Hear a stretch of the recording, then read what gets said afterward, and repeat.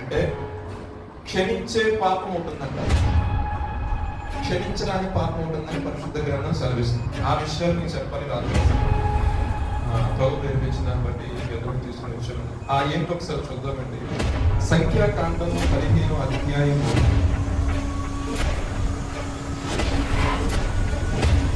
26 page number 124. ఒకడు పొరపాటున పాపము చేసిన వాడు పాప పదార్థమడిగా ఏడాది ఆడు మేక పిల్లను తీసుకుని రావలను. పొరపాటున యెహోవా సన్నిధిని దాన్ని చేసిన కనుక తెలియకే పాపం చేసిన వాడి నిమిత్తము యాజకుడు ప్రాయశ్చిత్తము చేయును. వాడి నిమిత్తము ప్రాయశ్చిత్తం చేయడం వలన వాడు క్షమాపణ నొందును. ఇదొక పాయింట్. తెలియకయే కొంతమంది తెలిసి పాపం చేస్తారు. దాని ప్రభు ఏం చెప్తున్నారు చూడండి. 30వ వాక్యం చదవండి ఒకసారి. అయితే దేశమందు పుట్టినవాడే గాని పరదేశీయే గాని ఎవడైనాను సాహసించి పాపం చేసిన ఎడల వాడు యెహోవాను తృణీకరించిన వాడును గనుక అట్టి వాడు నిశ్చయముగా జనులలో ఉండకుండా కొట్టివేయబడును. వాడు యెహోవా మాటను అలక్ష్యం చేసి ఆయన ఆజ్ఞను మీరినందున నిశ్చయముగా కొట్టివేయబడును. వాడి దోష శిక్షకు వాడే కారకుడు. మీకు అర్థమైంది. పొరపాటు వల్ల కొన్నిసార్లు మిస్టేక్ జరుగుతూ ఉంటాయి. దాన్ని తీసుకుని వచ్చి ప్రభు సన్నిధిలో పశ్చాత్తాపంతో ప్రార్థన చేసుకొని దాన్ని విడిచిపెట్టి దాన్ని మరలా చేయకుండా అదొక. కొంతమంది యేసుక్రీస్తు తెలుసు, బాప్టిజం తీసుకుంటారు, సంఘానికి వెళ్తూ ఉంటారు, కానీ ఏమైందిలే అనేసి సాహసించి పాపం చేస్తారు. ఆ పాపానికి పాపమైన అర్థం అనేది లేదు. అది నేను చెప్పట్లేదు. ఆ దోష శిక్షకు ఎవరు కారణభూతులండి? ఆ వ్యక్తే కారణభూతులు. ఈ మాట నేను చెప్పడానికి కారణం ఏంటంటే, చాలా మంది నేను ఇద్దరు ముగ్గురు అంటే బ్రదర్ నాకు తెలుసో వాటికి తెలుసో తెలుగు మా యొక్క ఏమన్నా కాలంలో కావచ్చు, లేదా ఇంట్లో ఉన్న పరిస్థితిని బట్టి మేము కొంచెం గొడవలకు వెళ్ళాము, కొన్నిసార్లు కొన్ని మిస్టేక్స్ చేసాము, ప్రభు క్షమిస్తాడా అంటే, నువ్వు తెలుసో తెలియక చేసావు కాబట్టి ప్రభు సన్నిధిలో వచ్చి పశ్చాత్తాప హృదయంతో నువ్వు ప్రార్థన చేస్తే దేవుడు కృపావాత్సల్యం కలిగిన దేవుడు కాబట్టి దోషాన్ని మన నెత్తిలో ఉంచుకొని ఏం చేస్తారంటే క్షమిస్తాం. ఎవరిని బట్టి? యేసుక్రీస్తు, తన కుమారుని యేసుక్రీస్తుని బట్టి. మనం ఒప్పుకోకుండా మనం కప్పుకుంటూ ఉన్నాం అనుకోండి, ఆ దోషము సంబంధించిన శాపమును చూసారా, ఆ శాపం అనేది మనల్ని వెంబడిస్తూ ఉంటుంది. అపజయాల పాలన చేస్తుంది ఆ శాపమే. మీరంతా నోటిగా ఎలా చెప్తారు అంటే, మోషే గారి తర్వాత నాయకత్వం మొత్తం కూడా యెహోషువకి అప్పచెప్పడం జరిగింది.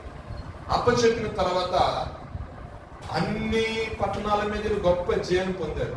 హాయి అనే పురము ఇంచుమించు ఒక 2000 మంది 3000 మంది వెళ్తే సరిపోతుంది ఆ ప్లేస్. అంటే దేవుడు ఇస్తా అన్నాడు, వాగ్దాన భూమికి వెళ్ళే మార్గంలో ఉంది. ప్రభు అన్నాడు, నేను మీకు ఇస్తాను, దాంట్లో మీరు చాలా నష్టపోయారు కాబట్టి వాళ్ళ దాన్ని తీసి మీకు ఇస్తాను నా పైన చెప్పాడు. అయితే ఆల్రెడీ యుద్ధం, అంతకుముందు ఒక యుద్ధం చేశారు, దాంట్లో నుంచి దేవుడి శపితమైన దాన్ని ఏం తెచ్చుకోవద్దని చెప్పినప్పుడు ఆ ఇశ్రాయేలు సమాజంలో ఒక వ్యక్తి ఏం చేశాడంటే, శపితమైన దాన్ని తీసుకొచ్చి నాకు కంటికి బాగా అందంగా కనపడింది, ఇది బంగారము, ఇది షెనార్ వస్త్రము, ఇది మన దొరుకుతుందో లేదో అన్నట్టు తీసుకొచ్చేసి ఎవరికి కనపడకుండా ఏం చేశాడు, కప్పు విచ్చాడు, గొయ్యి తీసి చక్కని డాడా కింద కప్పేశాడు పైకి కనపడకుండా.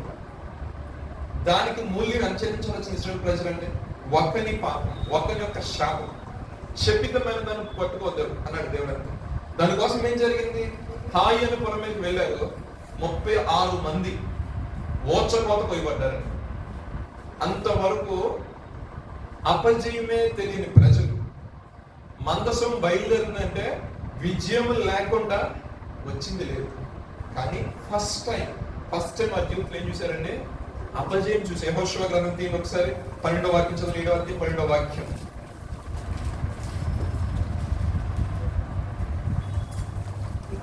కాబట్టి ఇశ్రాయేలీయులు శాపగ్రస్తులై తమ శత్రువుల ఎదుట 4వ వాక్యం చదవండి. 7:4. కాబట్టి జనులలో ఇంచుమించు 3,000 మంది అక్కడికి వెళ్ళిరు కానీ వారు హాయి వారి ఎదుట నిలవలేకపో ఆరిపోయింది. అప్పుడు హాయి వారు వారిలో 36 మనుషులను హతం చేసింది మరియు తమ గమని యొద్ద నుండి షేబారి వరకు వారిని తరిమి బోరాదులో వారిని హతం చేసింది. కాబట్టి జనుల గుండెలు కరిగి నీరైపోయింది. ఇప్పుడు ఏమైపోయింది, వాళ్ళ హృదయాలు మొత్తం కూడా ఆ పాయింట్ చదివించండి. వాళ్ళ హృదయం మొత్తం ఏమైపోయింది, ఒకసారి నీరైపోయింది. అస్సలు ఎక్స్పెక్ట్ చేయలే, ఇలా జరుగుతుంది ఎవరు ఎక్స్పెక్ట్ చేయలే. కానీ ఏం జరిగింది, 36 మంది హతమైపోయారు, ఓర్చుకోక పోయబడ్డారు. అంత మాత్రం కాకుండా వెళ్ళిన జనాంగాన్ని మాత్రం ఎలా కొట్టారు, తరిమి కొట్టారు. మీరు అంతకుముందు ఉన్న చరిత్రను చదువుకుంటే ఎక్కడ కూడా వాళ్ళు ఓడుతున్నట్టు కానీ వెన్ను చూపించినట్టు ఎక్కడ లేదు. ఫస్ట్ టైం వాళ్ళ జీవితం. ఎందుకని, ఒక ఎంప్లాయ్ లోపలికి ఒక పాప అనేది ఎంప్లాయ్ దేవుడు ఏదేది చేయొద్దన్నాడో అది చేయటమే కాకుండా తీసుకు దాచిపెట్టు. అయితే దేవుడు అంటున్న మాట ఏంటంటే, యెహోషువ అప్పుడు మరి యాజకుడైనా ప్రధాన యాజకుడైనా నడిపించిన నాయకుడికైనా last end of the day ఏమంటారు, మనం అంటే ప్రస్తావించకూడదు కానీ సబ్జెక్ట్ విషయంలో చెప్తాం. టీం ఓడిపోయింది అనుకోండి, టీంలో ఉన్న మెంబర్స్ ఏమంటారు, ఆబ్వియస్గా టీం లీడింగ్ పెడతారు కండి, ఉంటారు కదా. కెప్టెన్గా ఉన్న వ్యక్తిని అంటారు. ఇప్పుడు యెహోషువకి ఏం అర్థం కాక బట్టలు చింపుకొని దేవుడు సన్నిధిన తల దించుకున్నాడు. అంటాడు దేవుడు వచ్చి, నువ్వెందుకయ్యా తల నువ్వు నేల వాంచుకుంటావు, నువ్వెందుకు తల దించుకోవాలని అంత నీకేం వచ్చింది? నీలో అంటే ఈ ఇశ్రాయేలు సర్వ సమాజంలో ఒక్కడు నేను ఏదైతే కట్టడ విధులు నియమించానో వాటిని అనుసరించక శపితమైన దాన్ని తీసుకొచ్చి పెట్టాడు. కాబట్టి దానివల్ల నేను తోడుగా రాకపోవడం జరిగింది. నేను తోడుగా రాకపోవడం వల్ల నీకేమైంది, ఇప్పుడు అపజయం పాలే. ఈ మాట నుంచి 12 వాక్యం చదవండి ఒకసారి. కాబట్టి ఇశ్రాయేలీయులు శాపగ్రస్తులై తమ శత్రువుల ఎదుట నిలవలేక తమ శత్రువుల ఎదుట వెనుకకు తిరిగి శాపగ్రస్తులైన వారు మీ మధ్య నుండకుండా మీరు వారిని నిర్మూలం చేస్తేనే తప్ప నేను మీకు తోడై ఉండను. చూడండి, దేవుడు చెప్తున్నాడు, కంప్లీట్ గా వాళ్ళని మీరు నిర్మూలించాల్సిందే. నిర్మూలిస్తేనే నేను మీకు తోడుగా ఉంటాను. వీళ్ళు అక్కడికి వెళ్ళిపోయి ఇంచుమించు 75% వెళ్ళిపోయారు. ఇంకా 25% కొంచెం ముందు కొనసాగితే ఆ పాలిస్తీన్ ప్రదేశం అడుగు పెడతారు. ఈ లోపలనే దాపరించి సాధారణంగా ఎక్కడైతే కూడా కుదురుతూ ఉంటుంది కదా మైండ్ లో. మరి వద్దన్న పని చేశాడు. యెహోషువ దేవుడు చెప్తున్న మాట ఏంటంటే, ఏదైతే శరీరమైన ఉందో అది నిర్మూలించబడినప్పుడు మరలా యెహోషువ ప్రార్థన చేసి వంశవల్లి వారికి తరముల వారిగా పట్టుకున్నప్పుడు ఆకాను సంబంధ విషయం వచ్చేసరికి చిట్టి వచ్చింది, బయట తీసాడు, మాట్లాడినప్పుడు ఆ మాట చక్కగా చూడండి. 20 వాక్యం చదవండి. యెహోవాకు విరోధముగా ఎంత కథ చెప్తున్నానండి, నేను పాపం చేసింది నిజమే. చదవండి. తోపుడు సొమ్ములో ఒక మంచి షీనారు పై వస్త్రమును 200 తులముల వెండిని 50 తులముల ఎత్తుగల ఒక బంగారు కమ్మిని నేను చూచి వాటిని ఆశించి తీసుకొంటిని. అదిగో నా డేరా మధ్య అది భూమిలో దాచబడి ఉన్నది, ఆ వెండి దాని క్రింద ఉన్నదని ఉత్తరం ఇచ్చి. మనకు తెలిసిన విషయం అంతా. తర్వాత యెహోషువ ఏమనంటే, ఆ మాట ఎప్పుడైతే ఉన్నారో చూడండి, ఒక కుటుంబంలో ఒక వ్యక్తిని కోల్పోతే జనం ఎంత బాధపడతారు. 36 మందిని కోల్పోయారు. మోషే ధర్మశాస్త్రం ప్రకారం, దేవుడి ఇచ్చిన ధర్మశాస్త్రం ప్రకారం చూస్తే ఈ కట్టడి విధుల్లో ఏ రకంగా కూడా వీళ్ళు బ్రతకటానికి యోగ్యులు కాదు. ఇమ్మీడియట్ గా ఏదైతే ఆ రోజు ఉందో ఆ టైంలో ఉన్న లా ఏంటి, ఎవడైనా సరే దేవుడి కట్టడలకు కానీ దేవుడి ఆజ్ఞలు కానీ వ్యతిరేకంగా ప్రవర్తిస్తే వాడు మరణ శిక్షకు పాత్రుడు. ధర్మశాస్త్ర కాలం మాట్లాడేది. సో ఆబ్వియస్లీ జరిగిన విషయం ఏంటంటే, శుభ్రంగా తీసుకెళ్లారు, బయట తీసుకొచ్చేసారు. కుటుంబాన్ని చేసింది ఒక్కడి మిస్టేక్, కానీ ఇప్పుడు ఏం జరిగింది, కుటుంబాన్ని మొత్తం లాగేశారు. కుటుంబాన్ని లాగేసి బయట తీసుకొచ్చేసి రాళ్ళతో కొట్టి చంపి తర్వాత అగ్నితో కాల్చి వేశారు. తర్వాత ఏం తగ్గించండి, తర్వాత మరలా ఆయన పొరమీదకి వెళ్ళేవాడు, గొప్ప జయాన్ని వాడు పొందుకున్నాడు.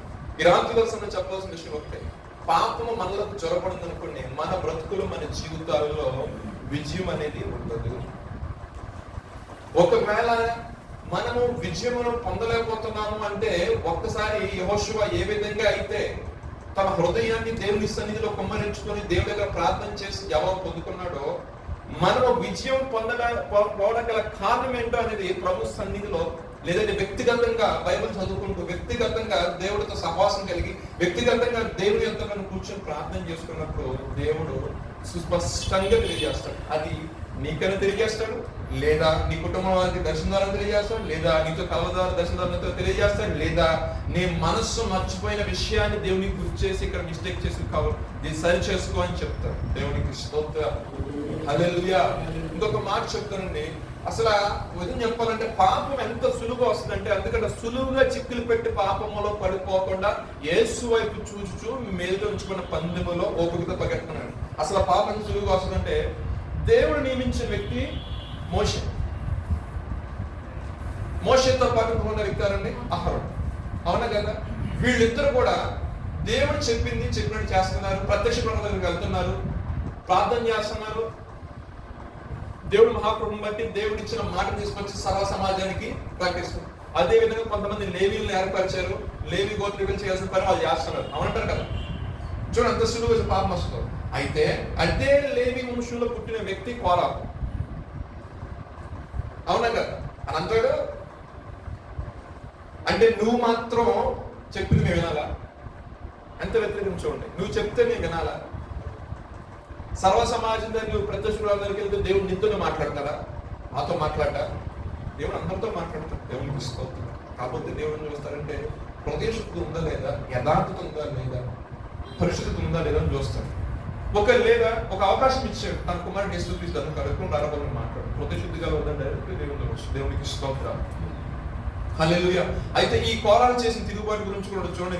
సంఖ్యాకాండ 16వ అధ్యాయంలో 16వ అధ్యాయము మొదటి నుంచి చదువు సార్.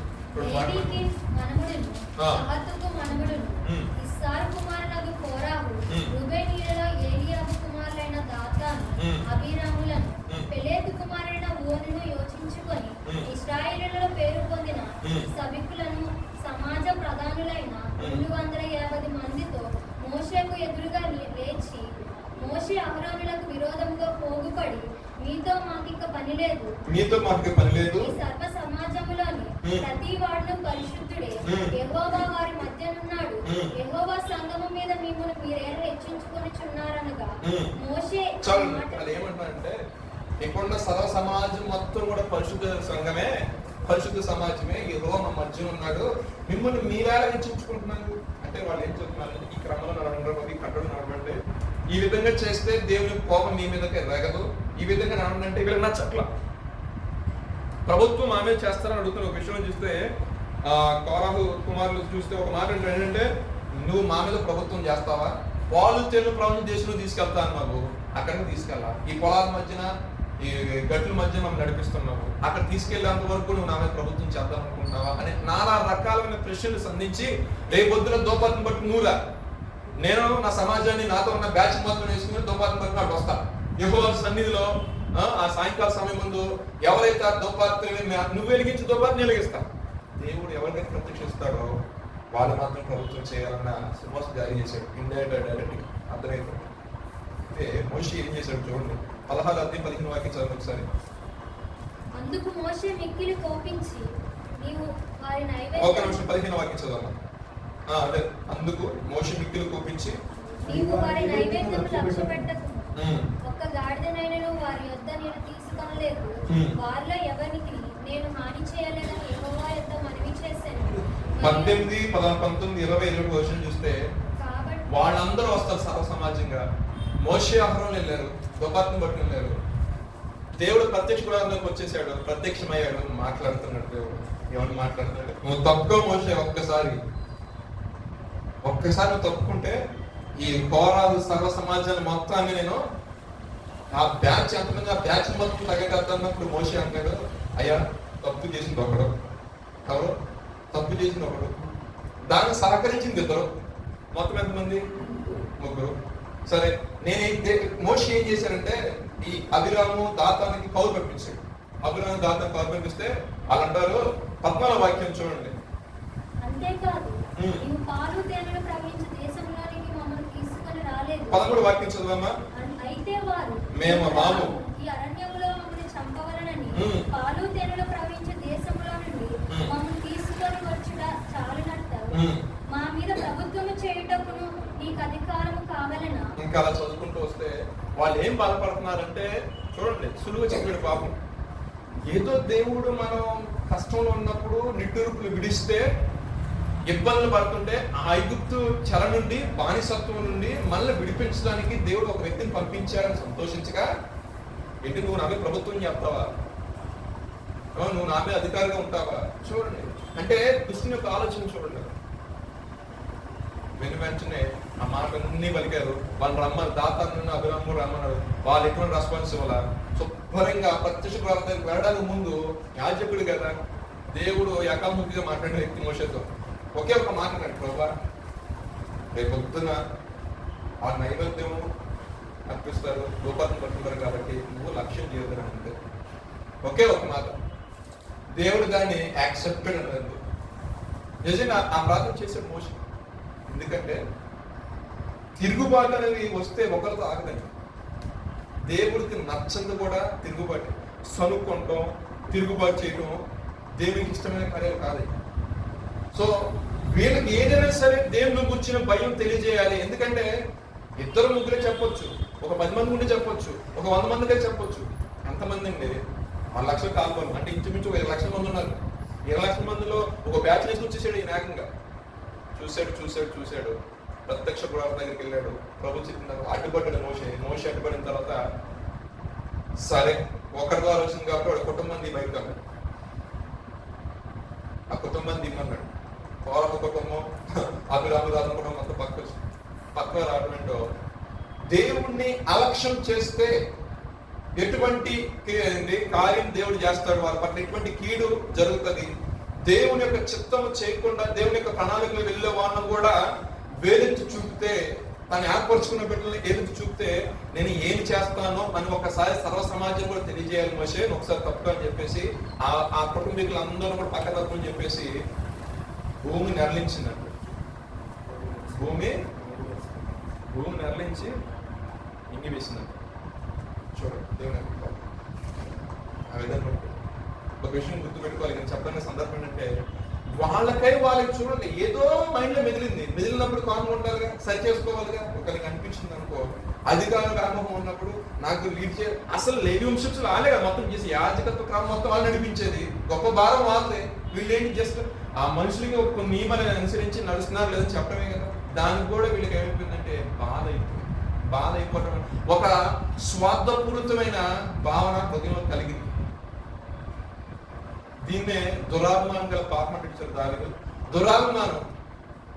దురాభిమానం అనేది మనిషి యొక్క జీవితంలో ఆ పాపంలోకి వెళ్ళకూడదు. వీళ్ళు ఆ దురాభిమానం గల పాపంలోకి వెళ్ళిపోయి కోరహ కొమ్మాలు అనేపోయారు. దేవుని యొక్క చిత్త మనిషి తప్పించబడ్డారు. మాటలు చెప్పడానికి కారణం అంటే మనలోకి దురాభిమానం పాపం వచ్చింది అనుకోండి, ఏమవుతామంటే దేవునికి తులసి అయిపోతుంది. ఇంకా చూసినట్లయితే పాపం మనలో ఉందనుకోండి, విజయాన్ని మనము పొందలేం. ఇంకొక మాట చెప్తాను చూడండి. పరిశుద్ధ గ్రంథంలో మనకు అందరికి సుపరిచితమైన వ్యక్తి దావీదు గారు. దావీదు గారి జీవితం జరిగిన పాపం ఒకటి చెప్పండి. అది కాకుండా ఇంకోటి చెప్పండి. అదే 5 సంవత్సరాలు కూడా చర్చికి వెళ్ళినా అదే అది ఆ స్టోరీ అదే కదా. మనం 10 సంవత్సరాలు కూడా చర్చికి వెళ్ళినా దావీదు అది కాకుండా పెద్ద ఘోరమైన పాపం చేశాడు. జనసంఖ్యను లెక్కించాడండి దావీదు తను రాజుగా ఉన్నప్పుడు. ఇప్పుడు ఐడియా వచ్చిన దానికంటే ఘోరమైంది జనసంఖ్యనే చేశాడు. సమూయేలు గ్రంథము 2వ సమూయేలు గ్రంథం లాస్ట్ అధ్యాయం వెళ్ళిపోండి. హృదయంలో ఎందుకు అనిపించిందంట, ఇప్పుడు దాకా దావీదు బాలుడుగా ఉన్నప్పుడు గొలియాతు మీద దేవుడు గొప్ప జయనిచ్చాడు. అప్పుడు దావీదుకి ఏమన్నా సైన్యం ఉందా? దావీదుకి ఎవరు సపోర్ట్ నిలబడ్డారా? మరి ఎందుకని దావీదుకి ఒక ఆలోచన కలిగింది? అభిషేకించబడిన వ్యక్తే, దేవుడి చేత నడిపించబడుతున్న వ్యక్తే, కానీ మనసులోకి ఏదో ఆలోచన వచ్చిందంటే ఏంటంటే యోధా వాళ్ళు ఎంతమంది ఉన్నారు, ఇశ్రాయేల్ వాళ్ళు ఎంతమంది ఉన్నారో లెక్కించమని యోబుతంటే యోబాబు డైరెక్ట్ గా సైన్యాధిపతి అన్నాడు. ఇది మనము నువ్వు కరెక్ట్గా చెప్తున్నావా అని అడిగాడు ఆయన. అవును లెక్కించన్నాడు. చదవండి, ఇంటికి కింద చదువుకోండి. లెక్కించన్నప్పుడు ఆయనకి ఎందుకంటే అది చేయకూడదు దేవుని దృష్టిలో. సైన్యములకు అధిపతి వారు ఎవరండి? సైన్యం ముందు నడిచేది ఎవరు? యెహోవాయే కదా, ఇంతకాలం జయమిచ్చి నడిపించింది ఆయనే కదా. ఇప్పుడు ఎంతమంది యుద్ధ శూరులు ఉన్నారు, ఎంతమంది బిల్లు ధరించుకున్నారు, ఎంతమంది లెక్కని ఈకెందుకు? అర్థమైందా? అవహరించడం ఒకసారి. జనసంఖ్య చూచినందుకై దావీదు మనసు కొట్టుకొనగా అతడు, నేను చేసిన పని వలన గొప్ప పాపము కట్టుకొంటిని, నేను ఎంతో అవివేకినై దాన్ని చేసి తిని. యెహోవా కరుణించి నీ దాసుడైన నా దోషములు పరిహరింపుమని యెహోవాతో మనవి చేయగా. అక్కడ చూడండి, ఆయనకి ఆటోమేటిక్ అర్థమైపోయింది. జనసంఖ్య వచ్చేసింది. ఏమని వచ్చింది? 8 లక్షల మంది ఏమో ఇశ్రాయేల్ ఉన్నారు, 5 లక్షల మంది అంతేనండి, 5 లక్షల మంది యూదులు ఉన్నారా, యోధావారు ఉన్నారని చెప్పి లెక్క వచ్చేసింది. తర్వాత మన వెంటనే పరిశుద్ధాన్ని ప్రేరేపించారు. నేను మిస్టేక్ చేశాను కదా అని పోయేసరికి, ఎస్ నేను తప్పు చేశాను, దేవుని దృష్టిలో నేను పాపం చేశాను అని చెప్పేసి ఏం చేశాడు? రాత్రి ప్రార్థన చేశాడు. ఆయన ప్రార్థన చేసేసరికి ఉదయాన్నే దేవుని యొక్క వాక్ ఒక ప్రవక్త ద్వారా వచ్చేసింది. ఎవరి దగ్గరికి అంటే ఒక పాస్టర్ గారి ద్వారా తెలియజేశాడు దేవుడు. ఏమనంటే, నువ్వు చేయకూడదు దాన్ని చేశావు, అయితే దేవుడు నీకు 3 విషయాలు ఎందుకు పెడుతున్నాడు. చదవనా 3 విషయాలు ఏంటి? మొదటి చదవండి ఒకసారి. నీవు పోయి దావీదుతో ఇట్లనుము, నువ్వు పోయి దావీదుతో ఇట్లనుము, యెహోవా సెలవిచ్చినదేమనగా. 13వ వాక్యం ఏంటి? గాదు దావీదు వద్దకు వచ్చి ఇట్లని సంగతి తెలియజెప్పాడు. నువ్వు నీ దేశం ముందు 7 సంవత్సరాలు క్షేమం కలుగుటకు ఒప్పుకుందువా? అంటే నీ యొక్క దేశంలో 7 సంవత్సరాలు కరువు రావడం నీకు ఇష్టమేనా? First question.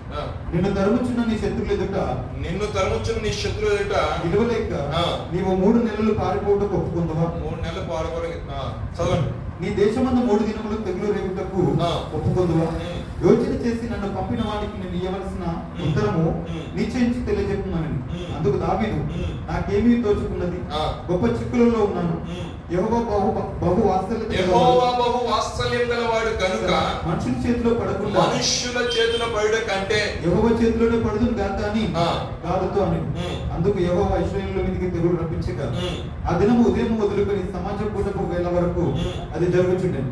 అందుచేత దాని నుండి బేర్షెబ వరకు 70,000 మంది ఎన్ని వేల మంది చచ్చిపోయారంటే 70,000 మంది. వచ్చిన ఒక పనికి మాల ఆలోచనకి ఎంతమంది కొట్టుకుపోయారు. ఇక్కడ తెగులు రేగింది, యెహోవాస్తం లేచింది విరోధంగా. ఆయన ఇచ్చాడు. కరువు అంటారా? 7 సంవత్సరాలు కరువు వచ్చా ఎక్కువ మంది చచ్చిపోతారు. మామూలు ఒక 4 రోజులు కరువుకి చాలా మంది ఎగిరిపోతారు. ఎందుకంటే 7 సంవత్సరాలు కరువు. లేదా నీ శత్రువు ఎదుగుతారు నిలవకుండా 3 నెలల పాటు. ఒకవేళ శత్రువుల నుంచి మనం ఎన్ని చూపించలేమనుకోండి, వాళ్ళు వచ్చి రాజ్యాన్ని ఆక్యుపై చేస్తారు, అప్పుడు సర్వనాశనం చేస్తారు. అలాగే 1-2 రోజుల కాదు, 3 నెలల పాటు. 3 నెలల పాటు అంటే అక్కడ నెక్స్ట్ చూస్తాకి ఏం ఉండదు. 3వ పాయింట్ ఇది తెగుల్ని అన్నాడు. ఇక ఫైనల్ గా మనుషులు చేతిలో పడే కంటే చేతిలో పడితే చాలా వెంటనే తెగులు స్టార్ట్ అయింది. 70,000 మంది చనిపోయిన తర్వాత మరలా దూతక నా హస్తాన్ని లేపిందంటే ఇంకొంతమందిని వెంటనే యెహోవా అన్నాడంట, ఆగు. ఆ 70,000 మంది విషయంలోనే దేవుడు సంతాపపడి ఆగాడు. మాకు నిలుచున్నప్పుడు ఈ విషయాన్ని పాస్టర్ గారు గవ్వ చెప్పారు. బాబు అక్కడ దూత అక్కడ నిలబడి ఉంది, నువ్వు ఇమ్మీడియట్ గా వెళ్ళి ఈత కూడా చేసి ఆ హస్తం లేకుండా దేవుని యొక్క కోపం చల్లారినట్టుగా ఇది కూడా చేయమన్నప్పుడు ఆ ప్రాంతం ఎక్కడ ఉందంటే ఆ ప్రాంతం దావీదు యొక్క చేతిలో లేదు, వేరొక రాజు చేతిలో ఉంది. వేరొక రాజు చూడండి, దేవుడు మంచి హృదయం ఇచ్చాడు. దావీదు అక్కడ కట్టడం ఏంటో, ఈ స్థలం ముందు నేను దేవునికి బలిపీఠ కట్టాలి, అక్కడ నేను కొంచెం దేవునికి ఏం చేయాలండి, దహన బలు అర్పించాలి, నా దేవునికి శాంతిపరచాలనుకున్నప్పుడు రాజు వెనిదీక సమస్తం నీ చేతిలో ఉందా అని నచ్చం చేసుకున్నాడు. దేవునికి స్తోత్రాలు, హల్లెలూయా. అంటే ఈయన తప్పు తెలుసుకున్నాడు. తప్పు తెలుసుకొని పాప పరిహారార్థ బలి, అక్కడ పాప పరిహారార్థ బలి జరగకపోయింది అనుకోండి, ఇక ఎంతమంది మట్టి అయిపోతారో తెలియదు, ఎంతమంది నశించిపోతారో తెలియదు. కాబట్టి దేవుడు సంతానం కూడా ఆగాడు. కాబట్టి దేవుని దృష్టిలో జరిగింది నా వల్ల పాపం జరిగింది ప్రభా, ఈ దోషాన్ని నా మీదే అడిగాడు దావీదు. వీడేం చేశారయ్యా పాపం, తప్పు చేసింది నేను, నా మీద వెయ్యి అన్నప్పుడు దేవుడికి ఏంటంటే దావీదంటే అమితమైన ప్రేమ, ఒక మాదిరి ప్రేమ కాదు, అమితమైన ప్రేమ. ఇప్పుడు దావీదుని బట్టి మళ్ళీ ప్రాంతాన్ని కాపాడాలి. అప్పుడు మళ్ళీ ప్రవక్త చెప్తాడు, అలా ప్లేస్ లో ఉంది కాబట్టి రాజు ఆయన అంటాడు, సమస్తం నువ్వు ఫ్రీగా తీసుకో అంటే, నేను ఫ్రీగా తీసుకెళ్ళి సాక్రిఫైస్ చేస్తే లెక్కలోకి రాదు, వేళ చెల్లిస్తా. తన దగ్గర ఉన్న వెండిని ఏం చేశాడంటే ఇచ్చి కావాల్సిన వాటిని తీసుకొని దేవుని కొరకు ఒక బలిపీఠం కట్టించి 24వ వాక్యం అండి. రాజు, నేను అలాగు చేసుకొనును, వెల ఇచ్చి నీ వద్ద పొందును, వెల ఇయ్యక నేను తీసుకొనిన దానిని నా దేవుడైన యెహోవాకు దహనబలిగా అర్పించనని అరౌనాతో చెప్పి ఆ కళ్ళెమును ఎడ్లను 50 తులముల వెండికి కొనెను. అక్కడ దావీదు యెహోవా నామమున ఒక బలిపీఠము కట్టించి దహన బలులను సమాధాన బలులను అర్పించెను. యెహోవా దేశము కొరకు చేయబడిన విజ్ఞాపనలను ఆలకింపగా ఆ తెగులు ఆగి ఇశ్రాయేలు విడిచిపోయెను. ఇక్కడ ఏం జరిగిందండి? అర్పణ అర్పించి విజ్ఞాపన చేశాడంటే దావీదు. ఏదైతే పొరపాటు జరిగిందో ఆ పొరపాటు విషయంలో దేవుని దగ్గర ముందర సమాధానం పడి విజ్ఞాపన చేసి అయ్యా కృప చూపించిన ఆయన అన్నప్పుడు ఆ తెగులు అనేది ఇశ్రాయేలు సర్వ సమాజాన్ని విడిచి పోయినట్టు. ఇక్కడ మనం చూసినట్లయితే యేసు ప్రభు వారే కొన్ని విషయాలు మనం సాధ్యం కనపడుతుంది. ఆయన మనము చేసిన పాపాలన్నిటి నుండి విడిపించడానికి ఆయనే బలిగా అర్పించబడింది. ఆ పరిశుద్ధమైన రక్తము మన కొరకు చిందించబడి ఉండకపోతే మనకు విమోచన ఉందండి.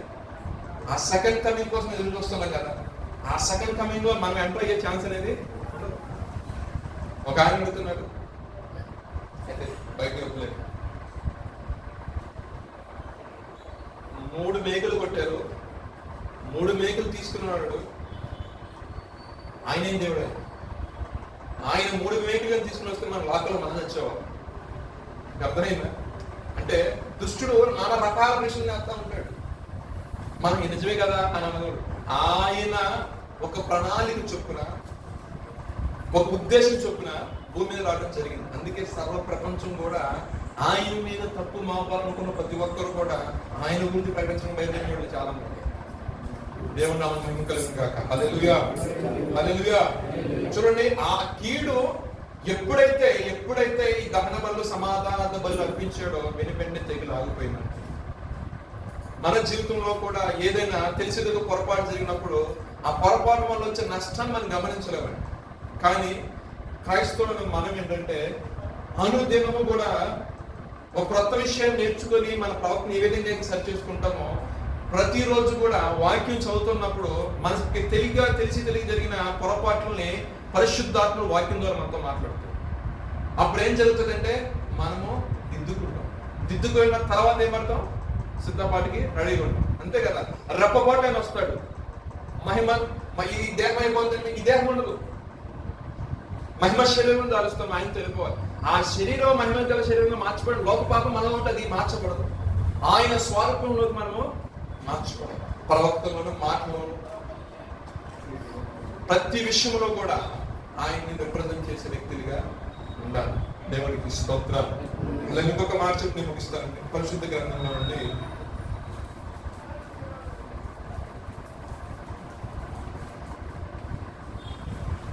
పేతురు రాసిన 2వ పత్రిక 3వ అధ్యాయం 9వ వాక్యం.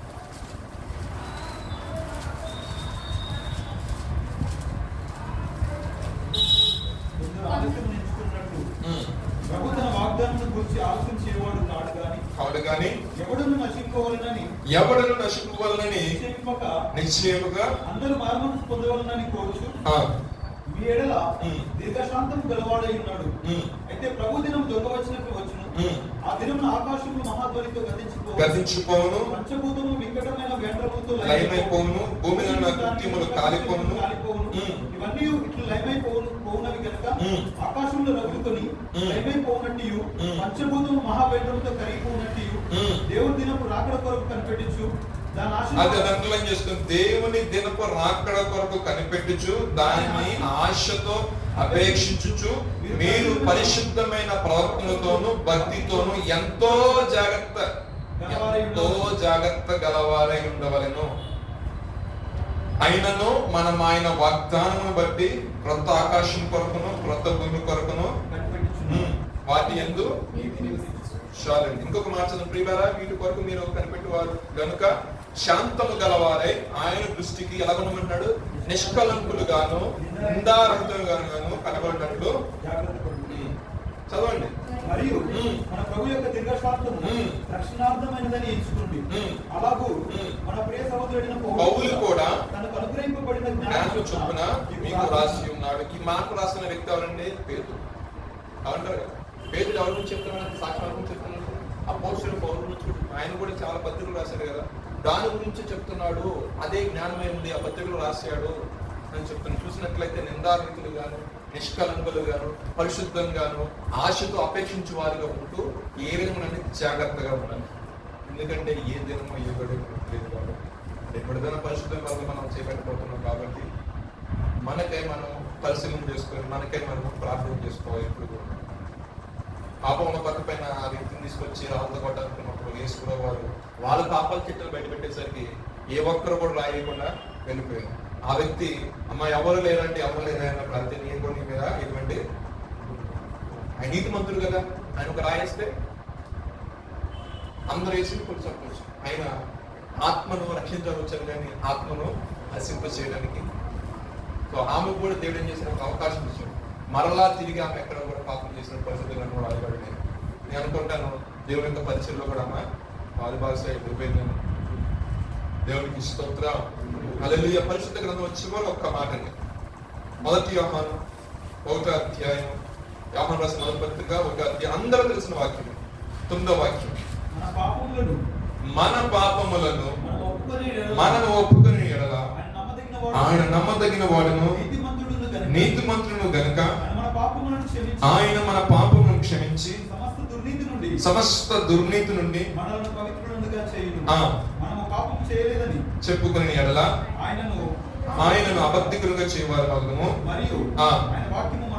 చూడండి, ఇక్కడ లేఖనం తీరే చెప్తుంది. ఎన్ని మన ఆ అధ్యాయం మొత్తం చదివి అంటే అంతకుముందు ఏముంటుందంటే పాప ఒప్పుకోలు గురించి, రక్షణ గురించి, బాప్తిసం గురించి, మారు గురించి, పరిశుద్ధాత్మ గురించి చెప్పుడు వచ్చేసి ఈ చూడండి అంటే లాస్ట్ లో ఈ చాప్టర్ యాడ్ చేసినప్పుడు మన పాపములను మనము ఒప్పుకొని ఎడల ఆయన నమ్మదగిన వాడును నీతిమంతుడై ఉండి. చదవండి. మన పాపములను క్షమించి సమస్త దుర్నీతి నుండి మనల్ని పవిత్రులుగా చేసి ఆయన రాజ్యంలోకి వారసులుగా చేస్తాం. అంటే మనం ఏం చేయాలి? కప్పు విషయంలో కూడా కొంతమంది ఏంటంటే కప్పుకున్నారనుకోండి, కప్పుకున్న దాన్ని బట్టి కుటుంబమే కుటుంబం ఆకారం వచ్చింది అనంటారు కదా. మనస్సులో వచ్చిన ఆలోచన బట్టి జనసంఖ్య లెక్కించిన దావీదు కొంత నష్టం చూశాడు. కౌరవ కుమారులు దేవుని బిడ్డ, అందుకే యాజకులు జోలికి పోకుండా ఈరోజు ఈ చిన్నోడు పెద్ద తగ్గుకొని శాంతులు దూషించేస్తాం. యాజకులు జోలికి వచ్చినప్పుడు వారికి సపరేట్ తీర్పుంటుంది, ప్రకటించే వారికి విశ్వాసం సరే. ఏదైనప్పటికీ కూడా దేవునికి ఇష్టముగా మన యొక్క శరీరం సజీవ యాగంగా మనం సమర్పించుకుని ఆలోచించినట్లయితే దేవుడు నమ్మదగిన వాడు కాబట్టి మన అన్ని విషయాలు సహాయం చేసి ఎటువంటి పాపం మన మీద ఏలుబడి చేయకుండా, ఎటువంటి అపజయపాలు కాకుండా దేవుని యొక్క రక్తం మనకు చెందించబడింది కాబట్టి ఆ రక్తంలో కడగబడిన వారిపై దేవుడు మనకు అనుగ్రహించు విజయమును చెవి చూచుదుము గాక. ఆమేన్. తరచు ప్రార్థన చేస్తున్నాను.